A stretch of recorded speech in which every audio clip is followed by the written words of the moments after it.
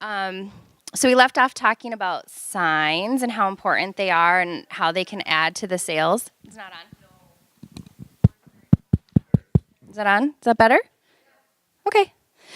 Okay, so signage. Remembering how important it is so that it gives your customer information. It can direct them around your store, meaning that it can, at a glance, show them, hey, we have, fishing stuff over here, and we have food over here. What you have, so that it's kind of a direction to the customer, but it's also giving them information, product information, and then telling them things that you want to relate to them. So couple examples here. The one on the left I just thought was really ingenious because it's just paint cans that they painted white and stuck some letters on, but then they added a little tissue paper for color. So I thought it was a really interesting way to create kind of a fun sign that's unusual and very cost effective. So they're, advertising their summer event. Looks like they're selling paint, but I think you get the idea that you could do this kind of with anything, and just adding that little pop of tissue paper gives the color that they needed. They have a sign in the middle telling, what the event is or what's on sale, what they're trying to promote. And then they'll have, I'm sure, some product on the side of it. But I think that was a good way to do kind of an unconventional sign. It doesn't have to necessarily be one piece of paper or one plaque. It can be a bunch of different ways to create a sign.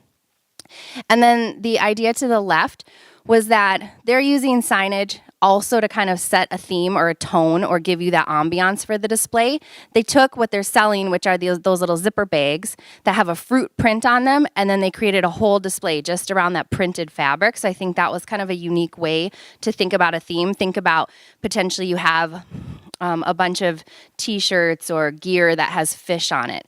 Pull those aside and then make your theme around the fish. Make some fish, add some fish where they've added like oranges and lemons, or add a fishing pole or tackle or gear, whatever that may be. But I thought that was very interesting how they took that one thing, the bag with the fruit on it, and made a whole display all around fruit. And then they were telling you through their signs all about the fruit, and you could, enhance that a little more and do some more product knowledge with those signs. And they also, I think that was a good example of the principle of design, the pyramid that we talked about before. You can really easily see how they're taking advantage in many areas of that display of the pyramid effect. And then they're using color as well to kind of bring you in. And that simple little checkered tablecloth also gives you that mood. It kind of frames it out as a picnic or an outdoor event. So a farm stand, something like that. So I thought that was really interesting kind of combination of all the elements.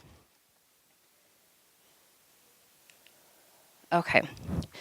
So the fourth kind of principle that we're going to talk about, or key element, is ambiance. So good merchandising offers enjoyment and entertainment. I think that's important to remember. It's not just utilitarian. It's not just stocking the shelves so they can come get something. It's actually giving some enjoyment or some entertainment to your customers. So I really like to put in signs that give someone a recipe for how to use something, or tell a little joke or a story, or just kind of giving them that entertainment. I think the fruit stand we just saw with the bags, that was entertaining to look at. It wasn't just a bunch of fruit bags. It told a story, and it made them enjoy the experience of actually shopping for that bag.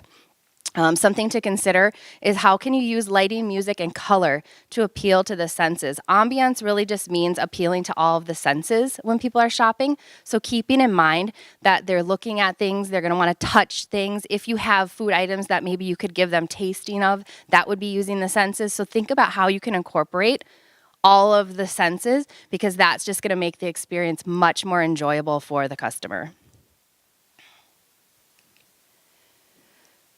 So here's an example.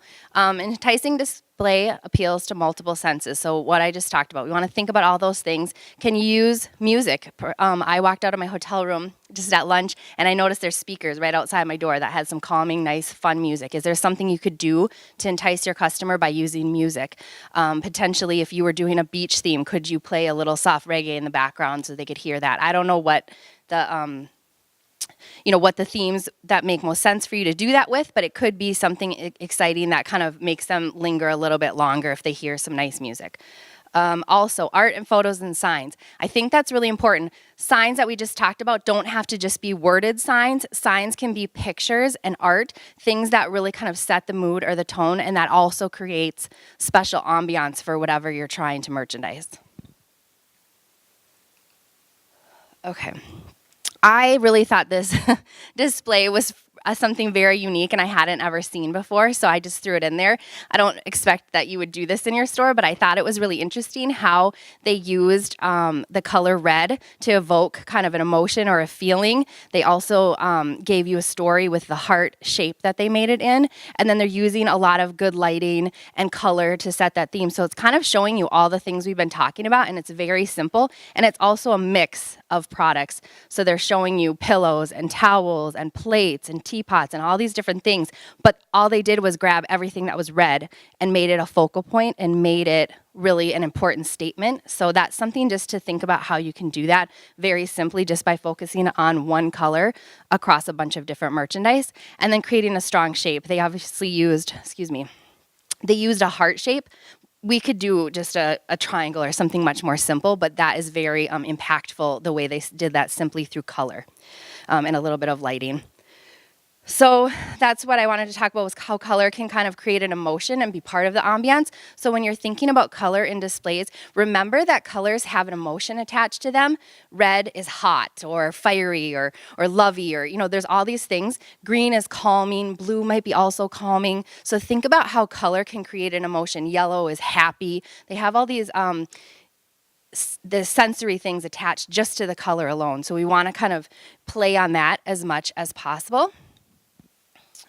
We talked a little bit about music. So I think that you have to be a little careful because it could detract from what you're trying to do, but it could also enhance it a bit. So that's something that you might want to play with. Maybe it makes sense to have a little bit of music up by the cash register or by a certain display, especially if you happen to sell something music related, like a CD or something. You definitely would want them to experience that when they're in the store.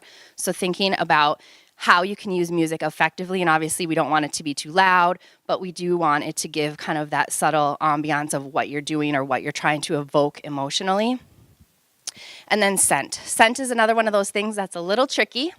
So you want to use it carefully, but it can be really effective. So for example, if you sell things in your store that are scented, make sure that people can actually smell them. Make sure that there's a sample tester out that you could spray. If you have something that's beach theme and you have something scented like the beach, spray that around the display so when they walk over there, they're not just seeing it, they're actually smelling it and feeling it. Smell is really powerful, so you do have to be very careful, and I understand that it can turn people off, but there might be appropriate ways to use it and just bring your merchandising to the next level with that scented experience.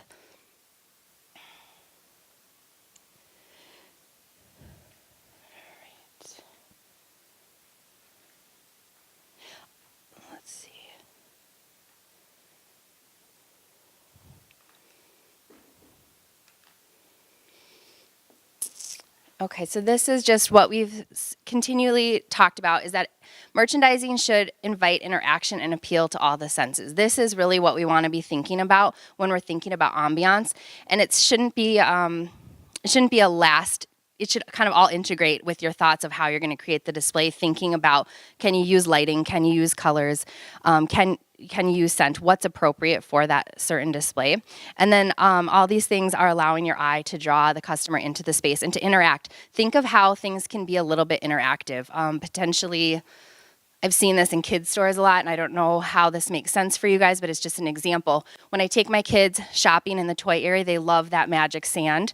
There's always a little area where they can actually pat it and play with it and do something like that. So you could use that as an interactive ambiance to your store. Give them a way to touch it, give them a way to play with it. There's studies that show once people kind of interact with something, they're much more likely to bring it home with them. So the same thing if you do food, can you do some tasting? Can you put, jam on a cracker or do something that actually allows them to interact with what you're trying to show them? These are just a couple examples that I thought did really well, creating some ambiance and gave you a good feeling about what they're trying to sell you. The one on the right was very interesting to me because she's actually using a lot of lighting that's a little bit unconventional. She put some lamps in these displays so that you are getting kind of a calming, at-home feeling with what she's doing. She also is playing a lot with texture, so the pillows right there are inviting me to touch them. I really want to kind of squish them and see what they feel like. She has pumpkins pumpkins in there. So that's another texture that she's not really selling the pumpkins, but she's just adding that texture and making you kind of see like different colors, different emotions with the pumpkins kind of evoke that fall emotion. So it's a really interesting way to bring ambiance into the display using lighting and texture. I also think it's important to look at that display and see how they've used that table space. So she's not only used the table to lay out the merchandise, she's built things up on the table by adding there's some crates and some baskets, there's a cake stand, there's different things making the lifts and levels of that table very interesting and appealing, kind of creating those diamond or slanted shapes. They've also used the space really wisely under the table. So you can see she's got baskets where they've put the pillows. I don't know what the red polka dot thing is, but she's using that to merchandise under the table as well. So there's a whole bunch of things going on above and below and really using a lot of space to get a lot of merchandise just within that table area. Yes.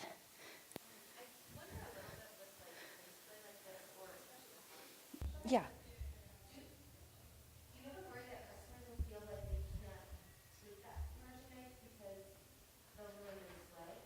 Yeah, that's a good point. And the heart, definitely, I think you would feel that way with. But I also think then somewhere in the store, you put that merchandise in a way that they could touch it. So, for example, that would be if you were to create that heart, which I don't know that you would, but if you were to do that and you were selling pillows, then right to the side of that, I would put a basket or something with all those pillows where it's just easy to grab one and touch them. It's more for that first look, that first intention, and then have the merchandise somewhere else that they can also touch it. Does that make sense? The display with the chairs I thought was really a great example of just unconventional ways to use props in your displays. So those wooden chairs are being used as hangers and shelves, and I thought it was a really great way to show how you can kind of bring that ambiance, that at-home feeling into a display where they're selling purses and shirts and blankets and things like that. So I thought that was really interesting. And just the way they have the blankets draped over the ladder in the back just makes me want to touch them. You know, the shirts are right there. I just kind of want to see how they feel. So that's really kind of a nice way to just give ambiance through using a simple thing like a chair. But then draping things from that makes you kind of want to touch them and they're at eye level and you can easily see them and grab them. Okay, so I gave you a little blank space here where you can just kind of jot down some notes or some thoughts on what things make sense for you for ambiance, what things make sense. Are you going to focus on color? Can you focus on lighting? What kind of texture mixes can you have? Thinking about art and signage. So what kind of things could you improve upon or use to add to the ambiance through those features? All right, let's move on from here. Can you guys hear me okay? Okay. Okay, so when we're thinking about ambiance, I think an important part is thinking about the fixtures that you're using and also any sort of props or added features that you can bring to a display.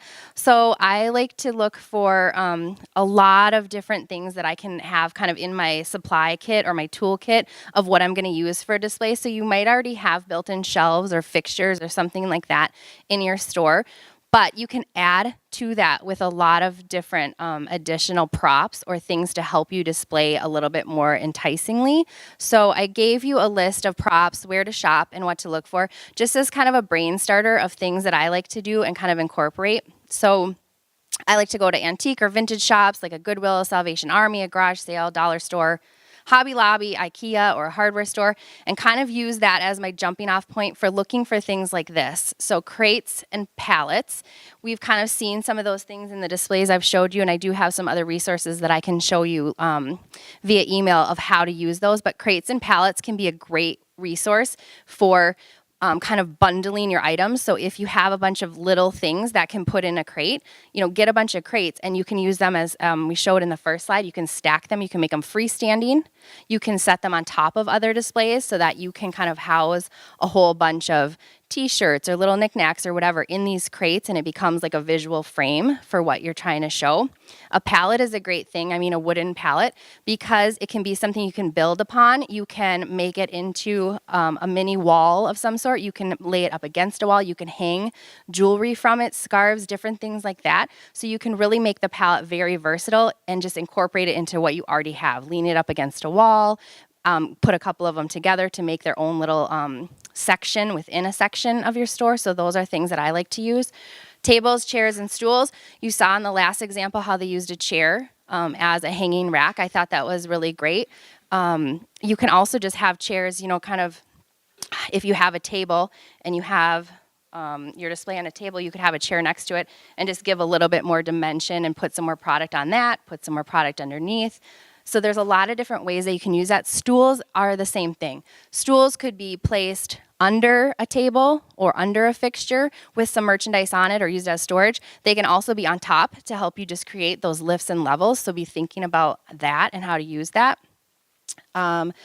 Shelves, benches, and doors. So those are all the same thing. Those can be used as fixtures and put together with other things to actually add more dimension and more space. So if you were to buy a bench and a stool, you put the bench down, you put the stool up, and now you have a multi-level display area that you probably wouldn't normally use, and it's easily movable. I think that's the key, is like if you have built-in fixtures or things that you don't want to move around a lot, adding little areas with stools and benches and smaller tables can really give you that versatility to change things up quite a bit and add on some different space and some different features that you don't normally have. Ladders, wheelbarrows, and rakes, again, those act as things that you can hang from. They act as kind of like a mini closet, so you can use them to hang and display differently. I'll show you coming up how we're going to use some ladders, but I think those are some great things to just be thinking about, and they can add some ambiance to your display and be used to hang different things from. Dress forms, coat racks, and clothing racks. Again, easily movable, very lightweight. They can take different shapes and forms, and you can use them to hang a lot of merchandise from the coat rack or the clothing rack. The dress form is just going to be another way to show off whatever clothing items you have so that people can kind of imagine them being worn on a body, which I think is important versus always being shown on a hanger. Baskets, bowls, buckets, jars, and bottles. Again, that's kind of the same thing as the crates. Want to try to be framing a bunch of things. So if you have a bunch of little things that just don't fit on a shelf, for example, here, I just use these hand towels, but if I have a bunch of those hand towels, putting them in a basket is much more appealing than just stacking them on a shelf. I mean, there will be a point where you probably do need to stack them on a shelf, maybe underneath or to the side so that people can really grab them, but you do also just want to kind of contain them so it doesn't look so kind of busy for the eye. If there's a whole bunch of them just uncontained, it looks very busy. And the same thing with candy. Candy can look really busy, but it can look really neat and organized if it's in nice jars or containers that are easily kind of distinctive from each other. So it kind of just wrangles in the clutter if you're able to put things that are small into these containers, such as a basket or a jar or something like that. So just be thinking about how you can contain all of these little things and make them a little bit more of one big shape if you put them together in a container. You're kind of framing them and giving them a little bit more importance. All right, suitcases, books, umbrellas, and plant stands. I'll show you some suitcases coming up. Bowls, same thing, just containing things into bowls. Buckets, same thing. Oh, sorry, an umbrella. I had a display earlier in the booklet that you can go to, but there was some umbrellas there. There was some umbrellas at the in the curb appeal section. So umbrellas just really are kind of adding that dimension and that mood and that theme, and there's something that you can easily pick up secondhand and use. Frames, art, pictures, letters, and by letters I mean, a giant letter B, those kind of, not like a handwritten letter. I just mean like letters. So if you're doing a display that's, 4th of July and a big 4, big red color 4 would be great in that display. So kind of be thinking when you're shopping at these places, if you see stuff like that, those are really easy things to add into displays and give it a little bit of dimension and life to it. Frames are important because they can help you with your wall and your excuse me, your ambiance in terms of showing people what you're trying to display. You could use a frame to put a sign in. You can use a frame just as we saw on the curb appeal. You can make it colorful and kind of create an artwork with just frames. They can also help you be kind of another container, if you will, if you were to hang jewelry, let's say on a display. You could frame it and hang jewelry in the middle, and so now you've kind of created a focal point just for that jewelry, as opposed to having just rows and rows and rows of jewelry. That frame is going to really help direct the person's eye to where you want them to look and kind of break things up so that they're not just overwhelmed by seeing a whole mass of little jewelry items. They're actually looking, okay, what's in that frame? What's in that frame? All right, trays and cake stands. Those are essential, I think, for doing table displays. So if you're putting things on a table display, again, and they're little, you want to kind of wrangle them in or give them a home. So a tray automatically gives things a home. If something is set on a tray, this could be, I don't know, I'm thinking like little knickknacks or something. If you have a bunch of little figurines, put them on a tray. That just kind of presents them in a frame that people are going to look to and tells like the story, and it's easy on the eye if you frame them in. So just laying them on a tray, even if it's on top of the shelf or the table, makes a big difference in how you're presenting things. Cake stands, I like them because they can give lifts and levels very easily, and it kind of works like a tray again. It's kind of containing a bunch of little things, and it's also giving it a lift up off the table. It's much more appealing when you're doing a table display to have things kind of down and up and maybe up a little more versus everything just flat on a table. Does that make sense? So we're just using these things as kind of ways to make a distinction between different items and make the eye go up and down and back and forth. Linens, tablecloths, curtains, or scarves. I think these are really just a super easy way to change up a display. So you can easily change a tablecloth underneath a display and give a different mood, a different feeling with a different color. We saw that in the very first picture I showed you of the fruit stand. They had a blue tablecloth that kind of went with their blue pots that they were using. That was an easy way to just portray that color and that calming story that they wanted to give us. You can also use like linens, tablecloths, and curtains to hang. So if you wanted to create some visual breaks in your store and you don't have a wall there, you can hang a curtain to kind of break up what's happening in between different areas of your store. I'll go back a minute because the fruit stand, that's kind of what I mean. So that's actually a piece of paper, but that could easily be a curtain, and they've kind of broken up what's happening in front, behind, and according to what's happening in the back. So you could actually use that as a 2 different sided display just by hanging that curtain right down the middle of it. So you're just thinking about ways you can kind of create walls where there aren't walls. Oh, back there. Okay. All right, lamps and candelabras, a couple different ways you could use those. So lamps you could be actually using for lighting. It could just be sitting there for some ambiance. I think that is kind of a nice way to make things feel a little more cozy and homey if you have some lamps throughout the displays. And candelabras, the reason I say that is because I've seen them used really interestingly on a table display where they've actually presented items like jewelry or little things like that, or even just to put a prop on. It's another way to get something up off the table and put something on top so that it's more visible and just giving your eye something to move around. Okay, S-hooks and 3M repositionable tapes and hooks. This is a little bit more of something you should have in your toolbox, but that is something that I use a lot to just kind of fake position things where I want them to be. So if I need something up, I might put a little bit of tack on it just to keep it in place so it doesn't fall. I think if there are people moving and walking and you have some things that aren't necessarily for sale that need to be in a spot, just be thinking of maybe you need to stick something there to keep it in place so it's not always falling over or something like that. And then cup hooks and coat hooks. So I think the coat hook is more what the good visual would be, but I'm sure you've seen many places where there's coat hooks attached to the wall. That can be a great place to do some displays. Have a whole bunch of coat hooks where they don't take up any space. They hang off the wall just a couple inches, but if you wanted to hang some scarves or some umbrellas or something, handbags, something that you're selling, hooks are a really easy way to do that on a wall, and you can find some really interesting ones that also can be colorful and tell a story as well.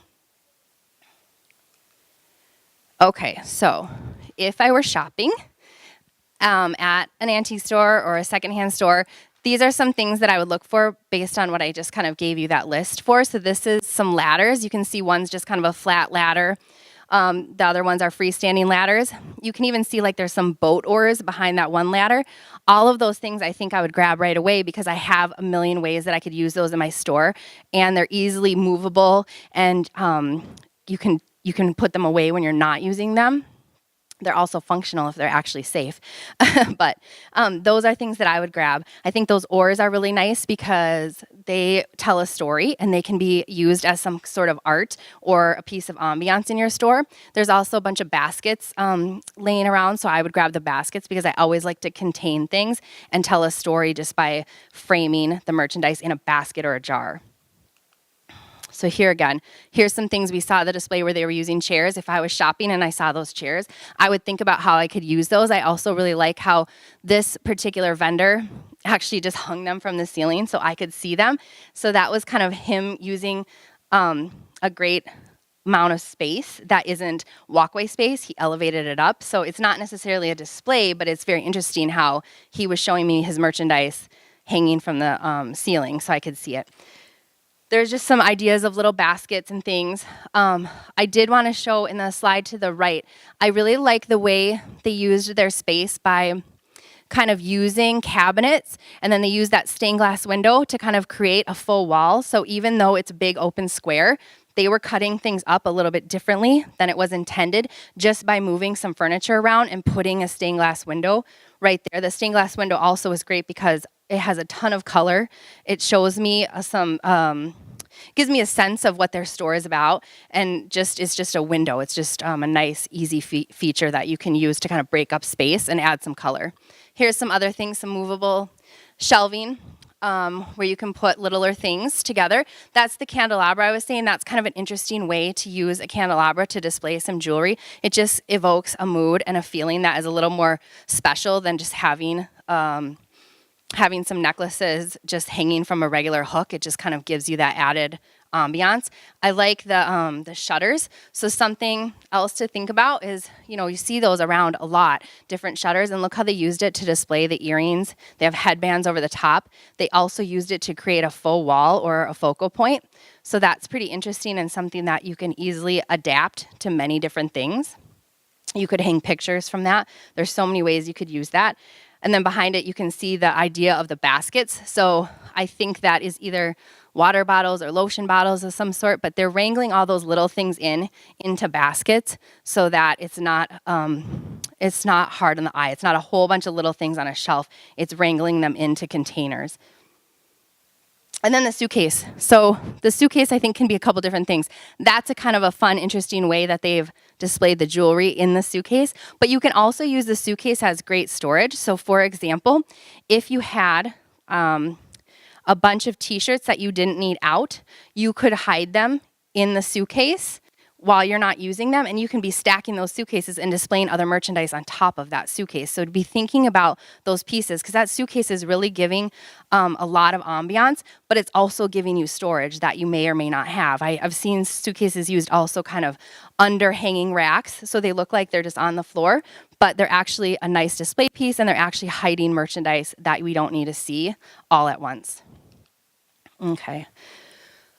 So this is just kind of more examples of what I've been explaining that you could use different pieces for. So I really like on the left side with the tables, they've done a whole bunch of tables. So they've used 3 tables and stacked them and made their own little display. They've shoved a wheelbarrow and a table underneath. So they've given me a whole bunch of ambiance. They're showing me a whole bunch of lifts and levels and a great way to display a bunch of merchandise. I think they also are using some nice colors in terms of like the tables aren't the same. They're a little bit different from each other, and you could easily set that up or break that down for different seasons, for different events, whatever the timing makes sense for.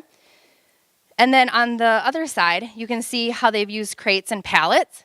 So they've just stacked a bunch of crates at the end of a table display, and that's where they're showing you a couple different things there. There also is inside of those crates storage, so they're hiding from your eye a whole bunch of merchandise just on the underside of those crates, which I think is ingenious because you need the storage, but it's also creating storage and a beautiful display all at once.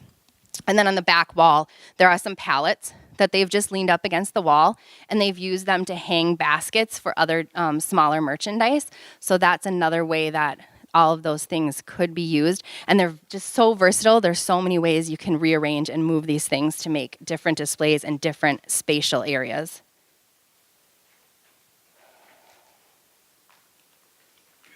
Okay, so with that, I thought it would be kind of fun to show you a bunch of different ways to use a ladder as a display. So I listed them on the first page, and then I have some examples following that. So you could take a ladder, if it was folded up or just a faux ladder, one-sided ladder, you could lean it up against a wall and merchandise it to drape shirts or blankets or towels or pillows or whatever you want. You can place baskets on the steps so that you could fill the baskets with different kinds of items, and then you have little mini shelves on each step. You can get some wood and insert them in between the steps to make shelving units within the ladder.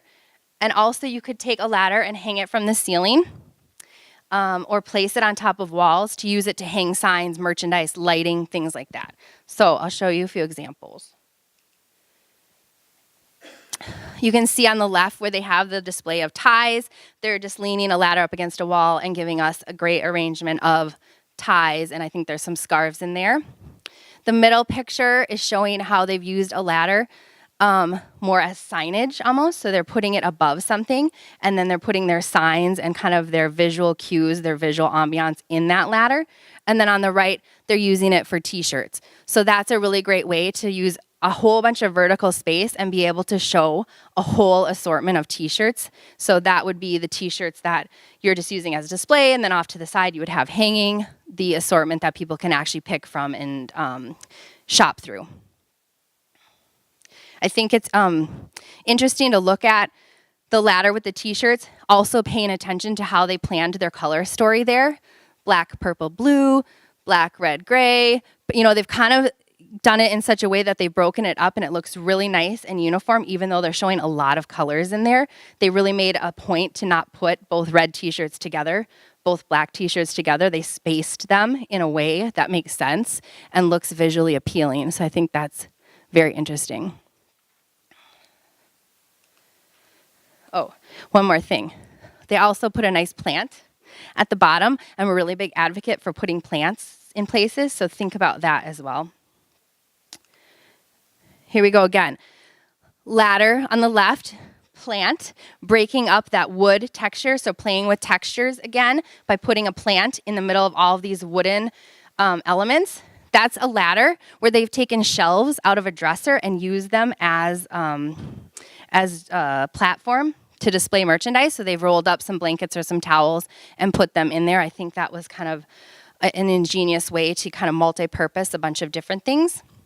And then the two other images are just different ways that they've attached baskets to the ladder to also give you a whole bunch of different ways to put merchandise and contain smaller things. Those could be great things for food, just baskets on a ladder, and you can put food items in there and contain them like that.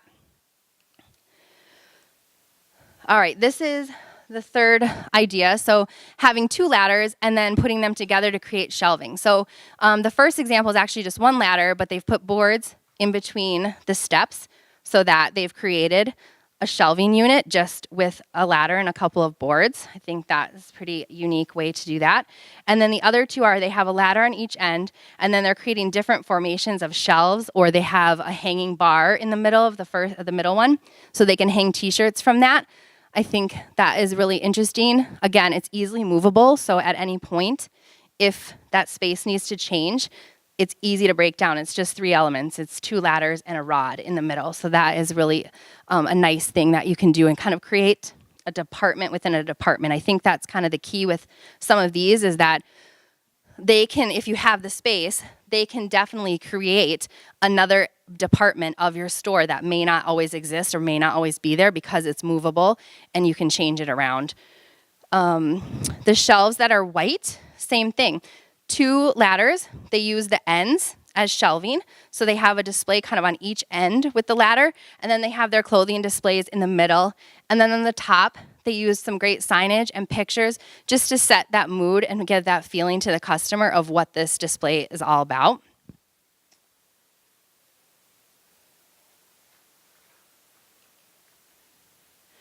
Okay, so here they've taken the ladders and they're hanging them from the ceiling, or they're using them high up. On the left, they've just hung the ladder and used it kind of as a prop or something to set the mood. So they're using it to hang jars and flowers and just kind of set that feeling or that mood above a different display. In the middle, they've actually, it's more of a trellis, but it's somewhat of a ladder, and they've actually used it to hang signs, and then they can hang things off to the side as well. Same thing on the left, they're using it as a clothing display, so hanging it above and then being able to hang things down from the middle.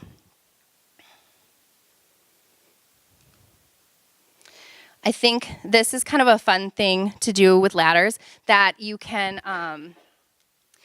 easily change up. I think this could be something inside the store or even outside of the store as like one of those curb appeal elements. So I thought that was just ingenious how they used the ladder to make like a Christmas tree. I thought that was great. It gives you that feeling of, you know, the triangle shape that we're all familiar with as a Christmas tree, but then they're using color and different bulbs and a star on the top to make that just out of a simple ladder and some probably fishing line and the ornaments. They've set a tone of love with the ladder in the middle. I thought that was really interesting because that's a way of making a sign from a ladder. So now you can have something like that right by your display if you're doing something themed with love or Valentine's or whatever it is. I thought that was a great way to use the ladder. And then the one on the right, again, a springtime display. I just liked it because it's very colorful. It gives you a great feeling of happiness and springtime with the flowers. I think it could easily be something that's put outside as well as in the store. So I think I was really excited to think about how many ways you could use a ladder and taking that one ladder and changing it up throughout the season to make a whole bunch of different things. It can be curb appeal. It can be its own display in the store. It can house merchandise. It can hang from the ceiling and help you hold signs. It can be a shelf on a wall. Okay, so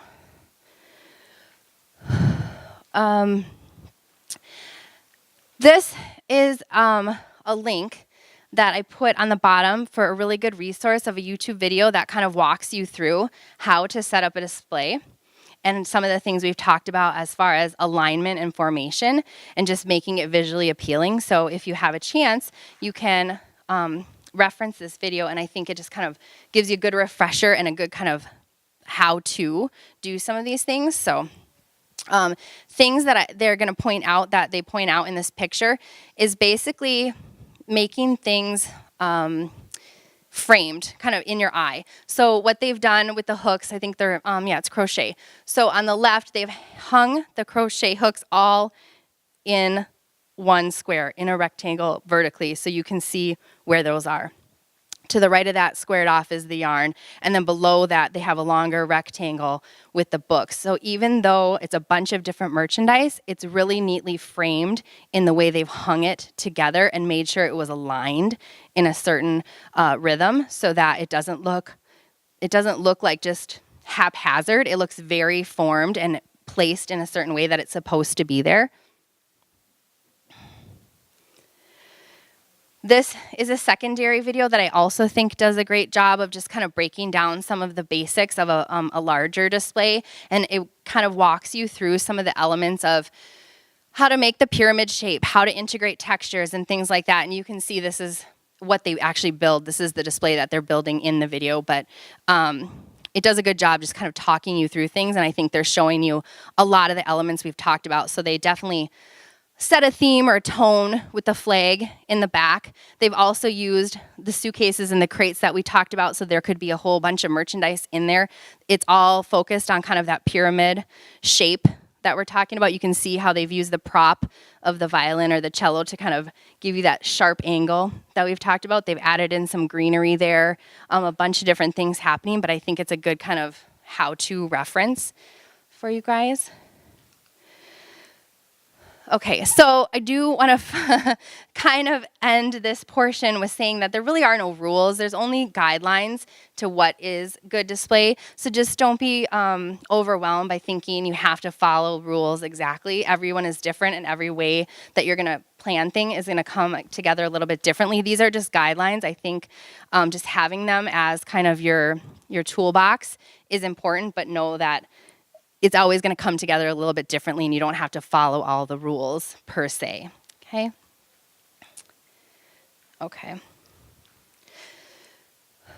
Kind of the last page of the booklet is just talking about doing some research. If you don't already, spend a little time doing a little research by going to YouTube, Instagram, Pinterest, go shopping in stores and look purposefully at what they're doing and trying to mimic that. I think that's a great way to learn, by just looking at what they're doing and trying to mimic that. Different stores like Cabela's or REI or things like that do some great things with merchandising and following some of the rules that we've talked about today. So really paying attention when you're going into a store about, okay, step back. How did they do that? What are they showing me? What signs are they using? What colors are they using? All of those things can give you some great ideas that you can take back and easily implement or say adapt to what you're doing in your store.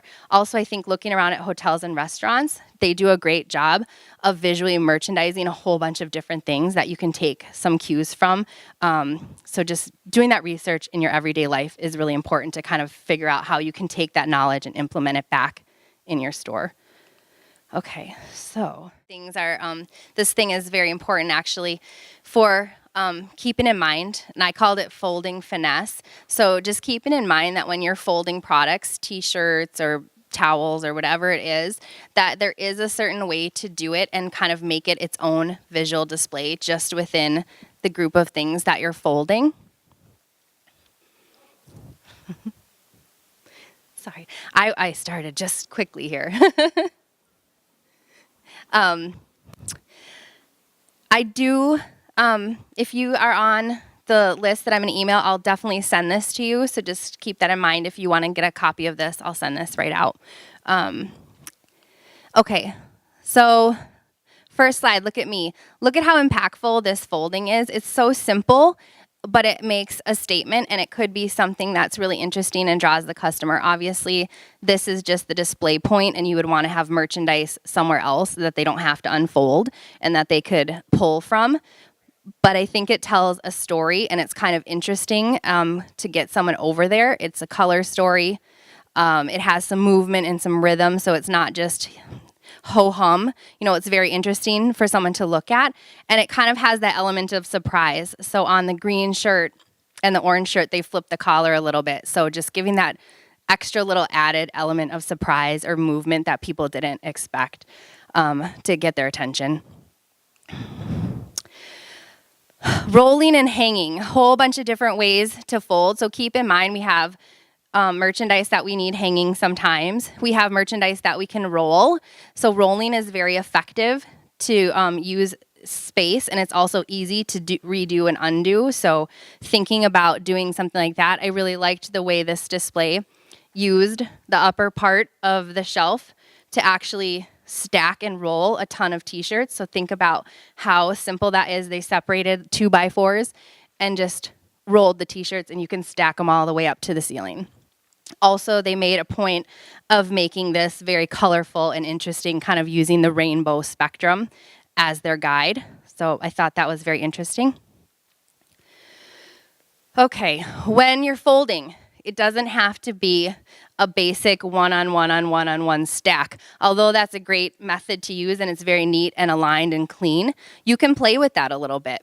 So think about what they've done here. They have some merchandise that's rolled. They have some that's vertical versus horizontal. They've even twisted some things on the left of the denim. They've used a combination. So kind of the bottom half of the display is more utilitarian and where you would pull things from quite frequently. But the top, they've shown you rolled. They've shown you some twisted out. They've shown you some flat horizontal. So that in itself is only a bunch of denim, but they've made it really visually appealing to you because they've mixed up the ways that they folded the denim. They have some rolled, they have some twisted, they have some flat, some on the other side are vertical. Plus, they've used that little space in the middle to give you that ambiance or that feeling of, denim. There's a motorcycle, there's a leather bag, there's all these things that are kind of helping to tell that story of what that denim is.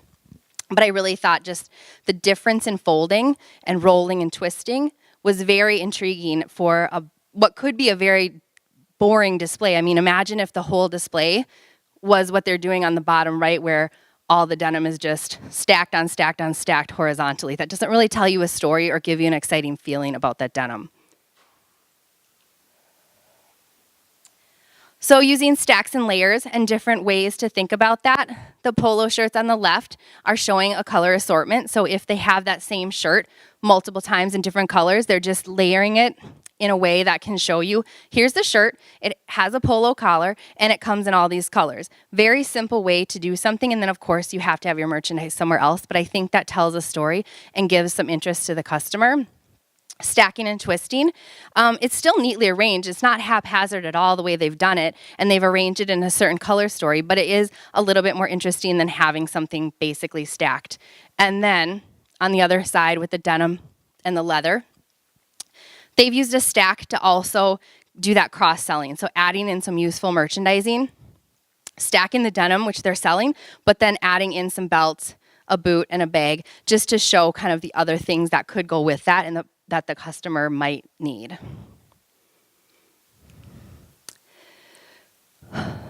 This, I think, shows the importance of uniformity, neatness, and alignment. They've done a really great job of folding things in a precise way so that it looks very neat and organized. It also is a nice, where they've shown you the assortment. So down the center, you can see the assortment of what's available. They don't need to show you on every single shirt. They've shown it in the middle, and then now on each side, you have your way you can pick the one you want to purchase. It's also very interesting the way they've rolled them and put them vertically, because I counted and I did a little math in my head. I believe there's about 200 shirts in that display, because I'm saying that there's the ones facing me and there's probably 2 or 3 rows behind that can fit in those cubbies. So they're putting a lot of merchandise just strategically placed in that display, where I think if you had those shirts and they were not rolled, they were flat and horizontal, you could not fit that many in a cube. So I think that's something to think about.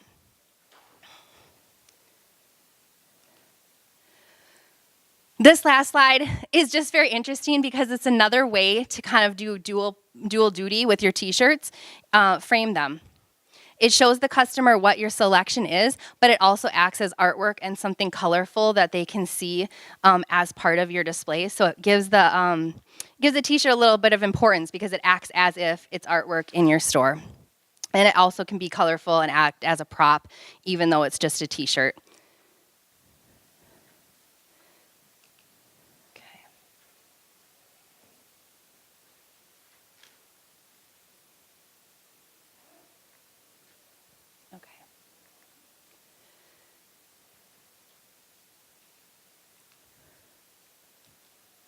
Okay, as we end, I just wanted to give you a little bit of a summary of some of the 4 visual keys that I think are very important to always remember and keep in mind for success down the road.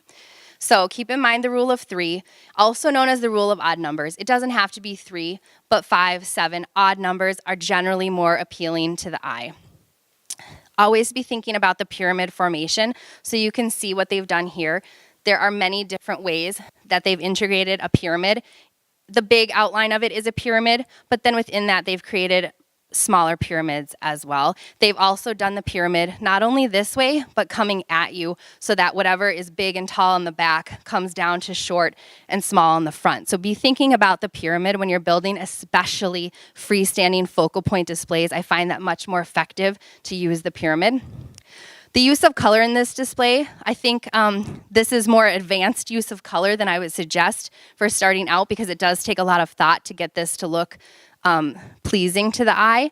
But just be thinking about how can you use color and what statement you can use in color for a display. Be thinking about, do I want it to be really give that emotion of hot and red and yellow and all these things? Do I want it calming with blues and greens? What do I want it to stay? And try to stick to 1, 2, or 3 colors, just very focused on the colors until you get really good at playing with colors. And then also texture. This happens to make a huge statement of sleek as its texture. Everything is very kind of linear and sleek. So they are making a huge statement with texture. That is one way to do it. I like to mix textures, but this is giving you very much that glossy, sleek texture visual. Just elaborating on what I just talked about. So rule of 3, creating asymmetry, doing things in odd numbers because it holds the eye longer, and it's proven that it's easier for the eye to remember. So if a customer is scanning your store and they're seeing a bunch of merchandise, they're gonna remember a little bit more what you had if it's in groups of 3, okay? So here they've done very similar things on the chair. They have a hat on each, but they're different colors. They have a frame on each, but they're different colors. They have some merchandise off to the side. Each has a pillow, but the customer's gonna remember a little bit more, okay, yeah, they do have a brown hat. It was in the middle of those 2 other hats. So just thinking about the rule of 3. Again, creating the pyramids and the long lines. Remember that you want things to kind of tumble down, and that making everything flat or on one level is pretty boring for the eye, so it's not gonna entice the purchaser. Color, here's a good example of how color can be used in display. They've used a really strong statement of yellow and blue. There are some other colors mixed in there, but the way that they've dispersed the yellow and the blue throughout the display is really the only thing that your eye is focusing on. And then texture. So adding contrast, creating interest areas, it's a break for the eye. If everything is exactly the same and you have no texture, people's eyes just get so confused and they don't know what to do next. So you have to add in that texture, whether it be a plant or a piece of wood or a piece of glass or something that's giving some different textures to the eye so that they can move around and focus and take a break. Okay, that's all I have for you guys. So I'll stick around if you have questions, want to talk a little bit more, but that's it.